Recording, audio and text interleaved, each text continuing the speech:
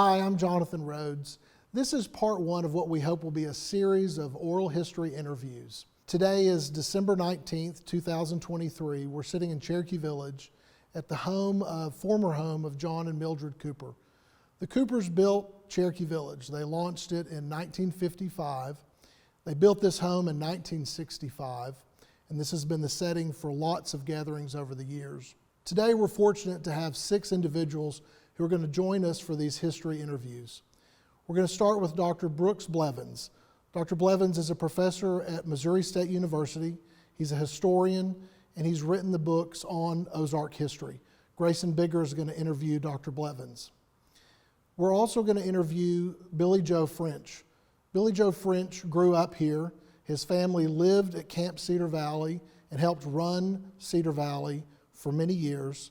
Billy Joe has raised his family here, worked here, lived here for many years, and is going to talk about his experience seeing Cherokee Village develop. We're also going to visit with Martin Carpenter. Martin Carpenter's family came to Arkansas in the 1860s and has been here ever since. He has deep roots here. His father was county judge at the time of the Coopers' development of Cherokee Village. Martin's going to visit about some of his experience as a child coming here in 1955 with his father on the day that Cherokee Village was launched. We're also going to visit with Ron Rhodes, who happens to be my father. He and my mother came here in 1971, and we're going to talk about what his experience was arriving here in 1971 and the development of the village, the 10 years that he worked for the Coopers and raising their family here in Cherokee Village.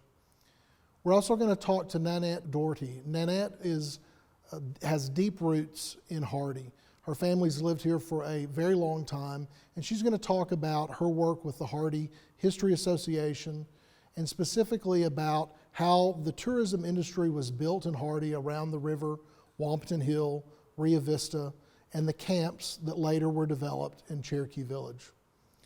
And then we're going to end our interviews with Dr. Suzanne Miller. Dr. Miller came to Camp Miramichi when she was 8 years old and was a camper and a counselor there until the age of 21 or 22. And Suzanne's going to talk about being a camper at Camp Miramichi, how much it's meant to her, how the camp shaped her life and so many other young women's lives over the years. She's also going to talk about her work with Old Kayakima and the preservation of the Kayakima camp. We have a wonderful lineup today, and we're so glad that you're going to join us for, again, what we hope will become a series of oral history interviews with folks who have shaped Cherokee Village in our area. Thanks for joining us.